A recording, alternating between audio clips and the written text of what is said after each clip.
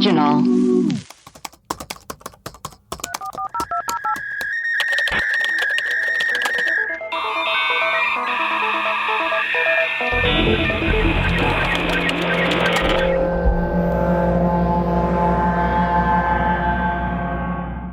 Hello, and welcome to Webcrawlers, the podcast where we do a deep dive into some of our favorite mysteries. Each week, we will introduce our topic, lay out our research and findings, reveal some conspiracy theories, and conclude with our own hypothesis. I'm Allie Siegel. I'm Melissa Stettin. And I'm producer Maria. Melissa, who are our patrons today? We have Nicole, Joanne, and Sam. Guys, welcome to the team. We are so excited to have you. Melissa. Yes. What is our episode for today? Today is, well, I don't want to say Christmassy because it's a terrible, sad story, but it happened Christmas Eve, 1945. Ooh, ho, ho, ho, bitch. Ho, ho, ho, bitch. This is about a fire that destroyed the Sodder home in Fayetteville, West Virginia. Wow. And at the time, George Sodder, his wife Jenny, 9 of their 10 children were home. Oh my God. During the fire, George, Jenny, and 4 of the 9 children escaped. The bodies of the other 5 children have never been found. Oh my God. And the Sodders believed for the rest of their lives that the 5 missing children actually survived. So what happened to the children? Are they still alive? Let's get into it. Do bones burn up in a fire or no? I mean, that's the ultimate question. I feel like there's an answer to it. Let's Google. We can just quit this episode right now. Yeah. If we I thought I watched something, and it may have been Mayor. It may have been Mayor of Easttown. Mayor have been Mayor of Easttown. But I thought they said that that fire doesn't get rid of DNA. Yeah. Normal fires don't reach temperatures high enough to burn bone. It has to be like a crematorium. Uh-huh. It's a mystery. I don't know. Interesting. Okay. So here's what happened. So after the fire in the 1950s, the 2 parents put up a billboard with pictures of their 5 children offering a reward for information. And it remained up until shortly after Jenny Sodder's death in 1989. So the Sodders believed a few unusual things happened before and during the fire. So George disputed the fire department's finding that the blaze was electrical because he had recently had the house rewired and inspected. George and Jenny suspected arson, leading to theories that the children had been taken by the Sicilian mafia, perhaps in retaliation for George's criticism of Mussolini and the fascist government of Italy, where George is from. We'll get into that later. Oh my God. And then state and federal investigations had no new information. The family did, however, later receive what may have been a picture of one of the boys as an adult during the 1960s. Whoa. And their one surviving daughter, along with her grandchildren, have continued to publicize the case in the media and online. So here's what happened the night of this fire. It's Christmas Eve, 1945. The Sodder family and their 9 children were home, except for the eldest son. He was away at the army. When the children went to bed, 5 of them, Maurice, Martha, Louis, Jenny, and Betty, asked for special permission to stay up later. Interesting. Jenny told them they could stay up a little while longer, but they had to remember to turn out the lights, to close the curtains, and lock the front door. So then George and Jenny and the 4 of their other children went to bed, while these 5 children were still up. Around 12:30 that night, the phone rang. Ring, ring. Thank you. Jenny left the first floor bedroom she shared with George and the baby, and she went to answer it. Hello? Thank you. Wow, this is turning into like Serial. This is turning into a really highly produced. Bum. A woman was on the other end of the line, and it sounded like there were several people talking in the background, and the sound of glasses clinking. Clink, clink. I'll stop. Yeah. So maybe this person was at a bar or a party. The woman asked Jenny for someone that Jenny didn't know. And Jenny was like, you have the wrong number. And she Wait, hung up. isn't there a song called Jenny Doesn't Know? Hold on. I wonder if it's based on this. Yeah, Jenny Doesn't Know. Oh, wait, no, it's Scotty Doesn't Know. Well, there is a song called Jenny Doesn't Know by the Maybe Wonders. Scotty doesn't know. Jenny doesn't know. Scotty doesn't know. Oh, I have to confirm my age. To listen? Oh, now I'm scared. To Jenny Doesn't Know? I'm listening right now. It's pretty cool.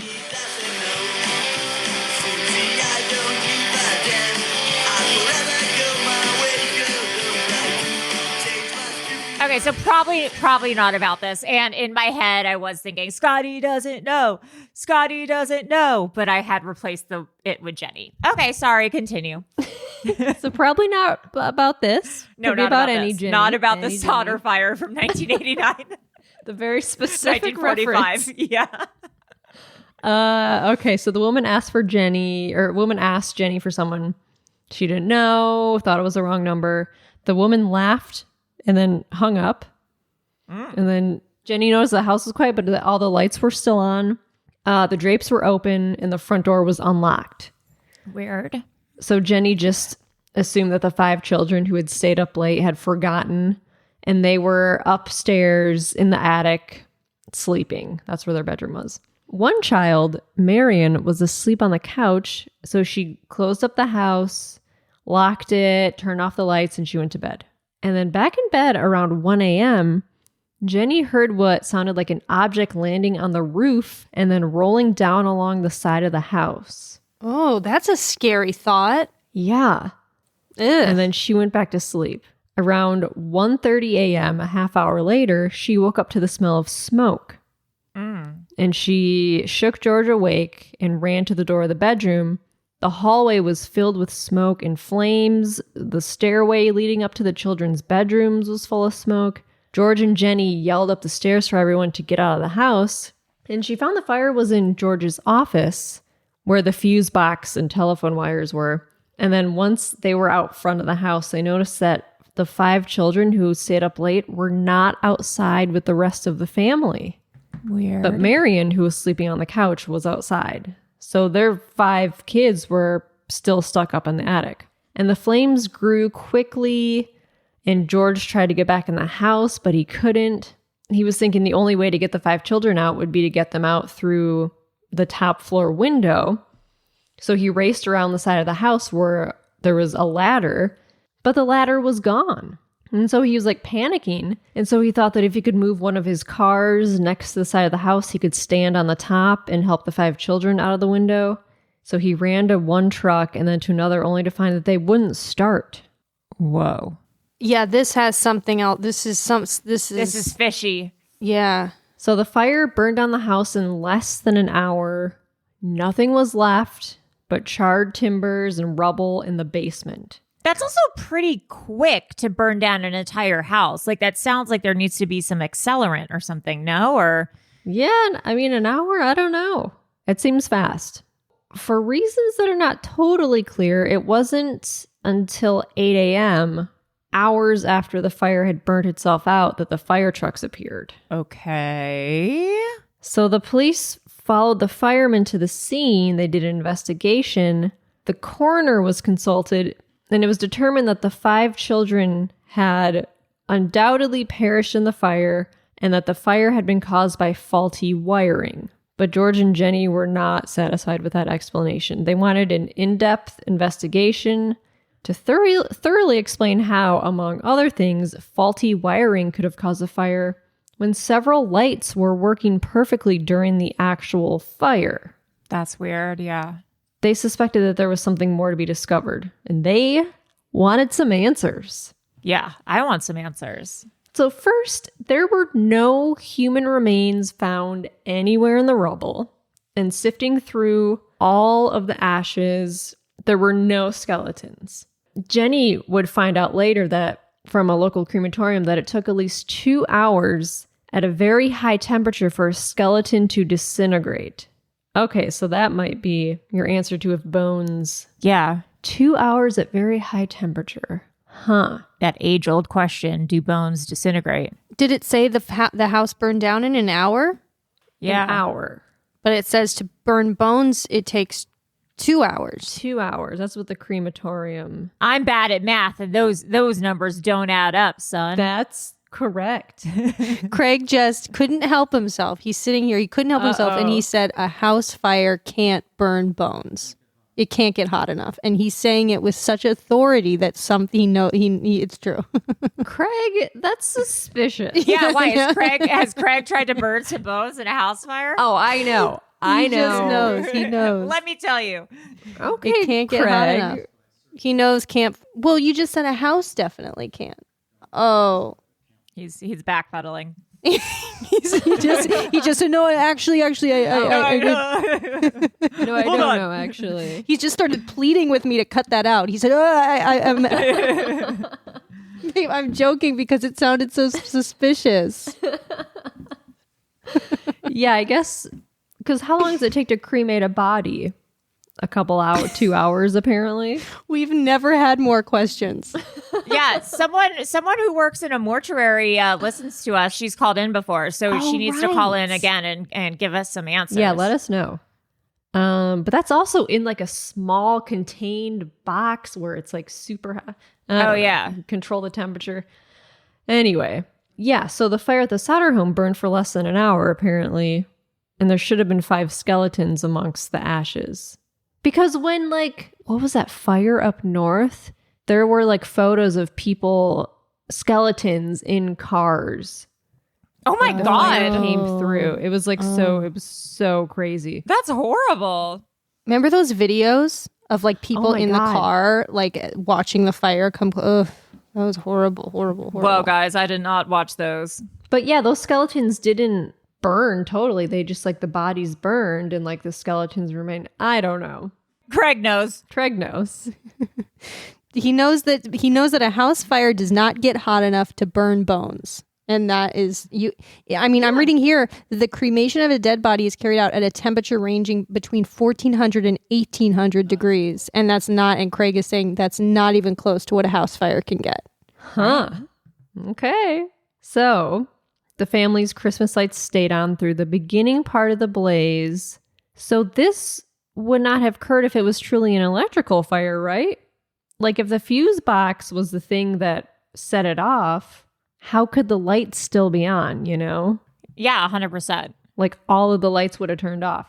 The ladder had been moved from the side of the house and hidden in an embankment near the home. Okay. All right. Yeah, this is foul play, bro. Yeah, there's no way. Someone's moving that ladder. Is there anything more? I mean, can you imagine trying to bury a ladder? How much work that would be? Yeah.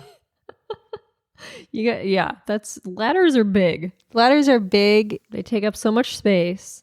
The telephone company discovered that someone had crawled up a telephone pole and cut the phone line leading to the Sodders' house. How is it even up for debate that this was an electrical fire?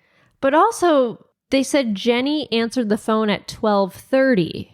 So it must have been after 12:30 that the phone line was cut because someone called the house. Oh, right. Do you think someone was calling the house to see if the phone lines had been disconnected yet?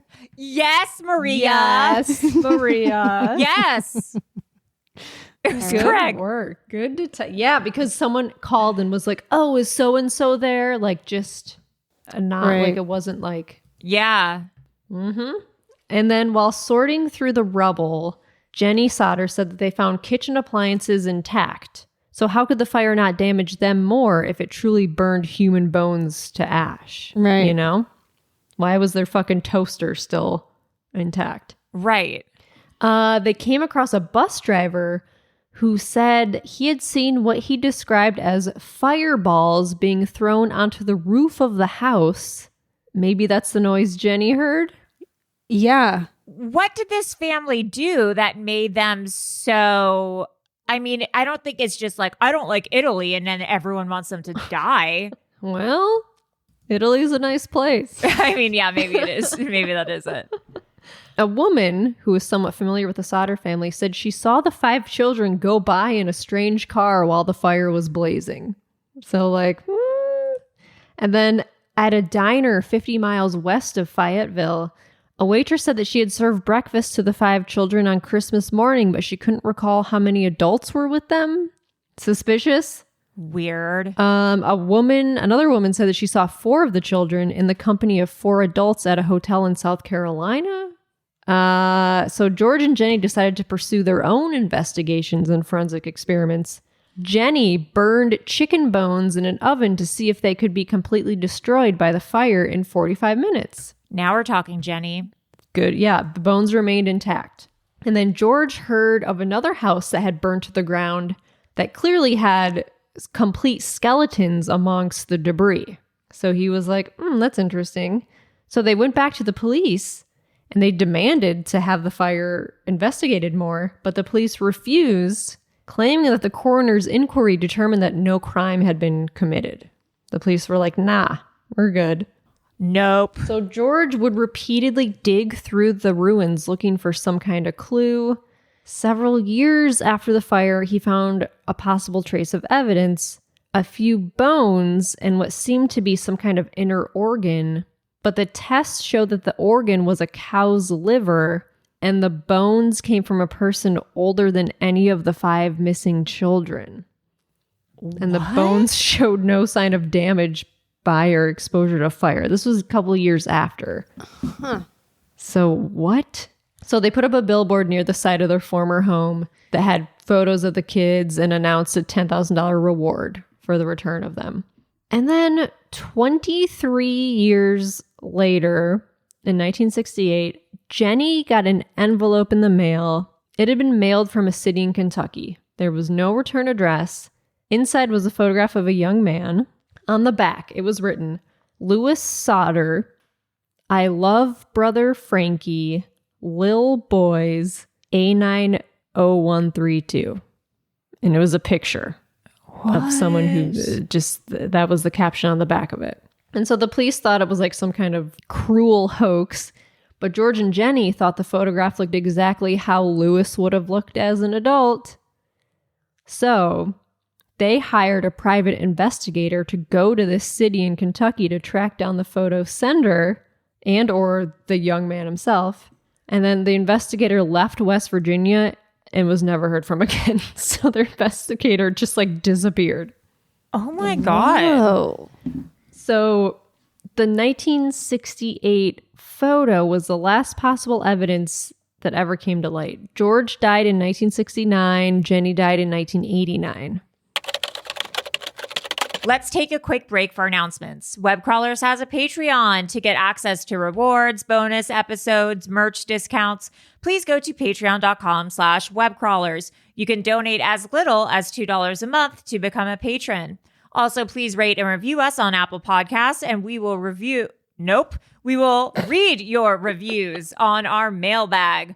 Also, Erios has a hotline. Insert jingle here. 626-604-6262. Please continue to call us, usually 3 voicemails at a time per customer, and we will play them on our mailbag. We really love them. Now, back to our scheduled programming. So, some questions that we need to answer are, who was the woman on the phone? Was she in some way connected to the fire? I think possibly. Yeah. Where was the ladder? Who moved the ladder? Who had thrown the fireballs at the home? Whose bones were found at the site years after the fire? Who sent the photo in 1968? Who's the young man in that photo? Where did this private investigator disappear to? Where did he go? He got paid off or something by whoever did it. Who put the cow's liver at the site and why? And who could have possibly abducted the children? So, some suspects. Okay, so 2 months before the fire, in October 1945, a traveling life insurance salesman tried to sell George Sodder a policy. When Sodder declined, the salesman told him his house would go up in smoke and your children are going to be destroyed. Okay. And he said the cause of this tragedy would be the dirty remarks you have been making about Mussolini. Okay, so something tells me he wasn't really a life insurance salesman. Yeah, he was a traveling insurance salesman. That's not just a casual thing you say. Yeah. How dare you besmirch Mussolini? So the Sodders hired a private investigator. This is the first one they hired before the second one disappeared, named Cece Tinsley. Sounds like a fake name. Yeah. It's like a Real Housewife. Yeah, Cece Tinsley. He learned that the insurance salesman who had threatened them with a fire had been on the coroner's jury that ruled the fire an accident. Oh my God. Come on. He was part of the coroner's jury. Because back then, remember, like, what was the episode we did about the radiation girls? Oh, at yeah, the yeah, factory? yeah. The cause of death was ruled by a coroner would get like a jury and people would decide how people died. Yes. Which seems crazy, but that's what was going on here. So this guy, insurance salesman, was a part who was like, yeah, it was an accident. Wow. He also learned, this C.C. Tinsley also learned of rumors around Fayetteville that despite his report to the Sodders that no remains had been found in the ashes, Fire Chief Morris had found a heart, which he later packed into a metal box and secretly buried. What? What? This fire chief apparently confessed this to a local minister who then told George Sodder. So George and Cece went to Chief Morris and confronted him, and he agreed to show the two where he had buried it, and they dug it up. And they took what they found inside the box to a local funeral home, who, after examining it, told them it was beef liver and that it had never been exposed to fire. Weird. What is this fire chief? Like, what? This makes no sense. It doesn't at make all. any sense. It makes no sense. And why would he even put it in a box and bury it? Like a metal I box don't and know. bury it? He put I don't know. Was he like doing a spell? Like, what was he doing? I don't know. Later, more rumors circulated around Fayetteville that Chief Morris had admitted the box with the liver had indeed not come from the fire originally. He supposedly placed it there in the hope that the Sodders would find it and be satisfied that the missing children had indeed died in the fire. And then put their own entrails in boxes? Like, in what? How would that happen? I don't know. Like, he apparently put it there to be like, see, the children died. But weird. That makes no sense. Someone in town had been trying to find work that George Sodder could pay him to do, and told George that he could fix his fuse boxes, warning him that they needed to be fixed or they would catch fire. So George opted not to hire him, as he had recently had the house rewired and cleared by the electric company. So maybe this guy was angry that George didn't hire him. Yeah, maybe. But it seems weird. The Sicilian mafia may have taken the children and started the fire in an attempt to extort money from the Sodders, though no one has reached out to them to ask them for money. That's just like kind of a theory because of his ties to Italy. I kind of believe it, yeah. Yeah, and then 2 women and a man in the Charleston Hotel report were apparently speaking Italian. Well, guilty as charged. And then, yeah, the insurance salesman was a member of the jury. That's the most suspicious thing to me. Yeah. Is that this insurance salesman who was like, you're going to die in a fire. And then he was on the jury. And then I was looking at like, somehow found this case from 1997. It's where a house burned down. The mother couldn't find her newborn baby to get out. She had like a 10-day-old baby. Oh no. And she put her baby to sleep. And like she ran to get her and like she couldn't find her baby. So the investigators found no remains, told the parents that the baby's body had been completely burned. They were like, I'm so sorry. Like she just burned in the fire. But the mother was like, I don't think so. And like everyone assumed it was because she didn't want to accept her child's death. But then years went by. The couple had more children. But the wife like never moved on from this. And then 6 years later, they were at a birthday party. She noticed a little girl that resembled her daughter, because I think she saw like the dimples or something. And she was like, it looks like my daughter. Because she was like obsessed with the idea that like her daughter hadn't gone missing. So she told the girl that there was bubble gum in her hair so she could like discreetly obtain a strand of her hair. Smart. And she was convinced this girl was her daughter, which is like an insane thing to do. Except the DNA matched. It was her daughter. When What? you know, you know. When you know, you know. Yeah, because they knew the fire was arson, but they didn't know who started the fire. Wow. And after they found out the daughter had survived it, it was discovered a woman named Carolyn Correa started the fire in order to kidnap the couple's newborn daughter. How old was she when she found her? 6. Whoa. Yeah. That's wild. They went to her house to arrest her, but she fled. So this mother had met this woman, Carolyn, the day before the fire. She was like a distant friend of a cousin. Oh, God. Oh my God. But then this dude, Andre, who was dating Carolyn at the time, said she appeared to be pregnant and later told him that the infant was his daughter.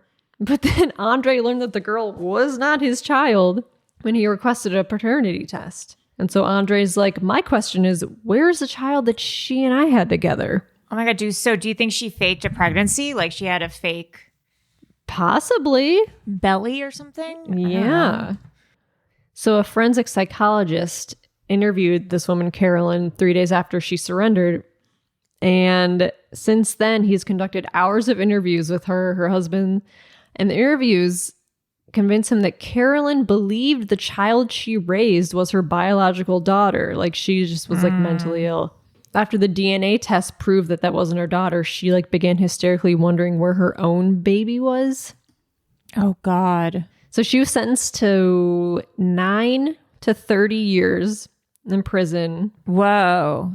In 2005, she was eligible for parole in 2014, and she's currently out. 9 to 39. 9 to 30 years. Jeez Louise. And she apparently only served 9.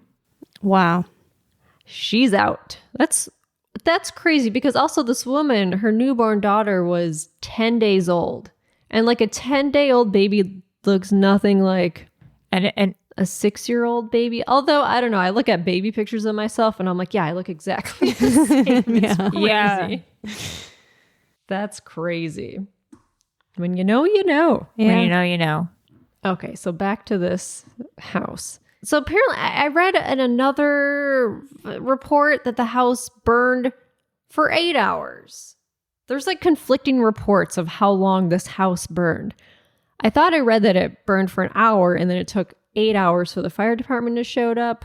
But then the dad filled the basement completely with dirt 3 days later and didn't excavate it for 3.5 years. There's some weird shit going on. There's a lot of conflicting stories about what the dad did after. Huh.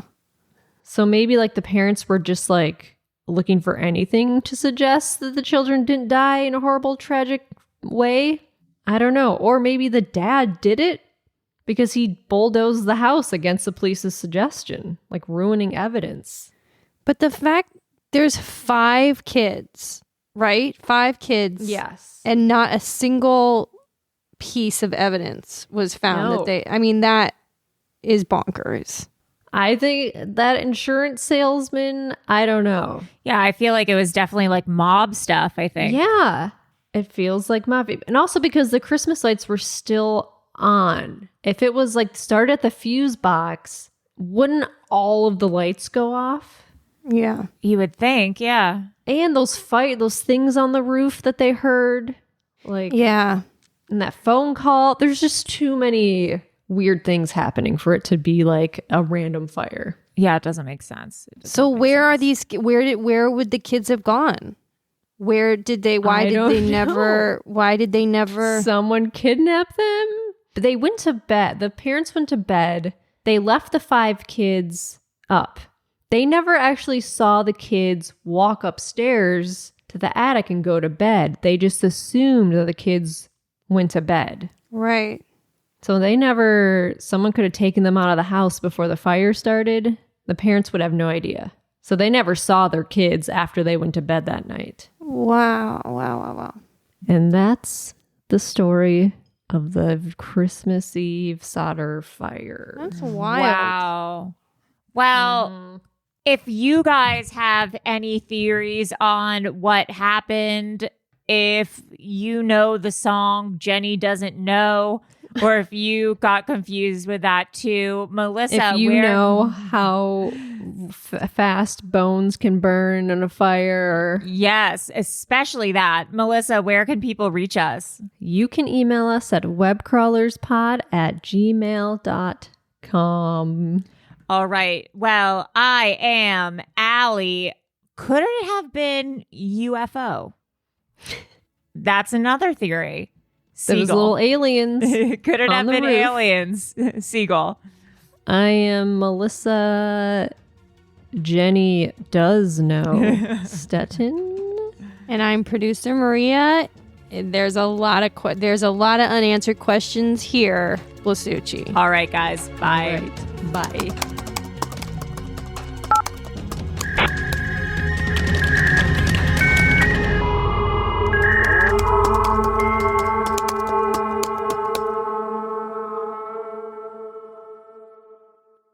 An Erios original. Powered by Acast.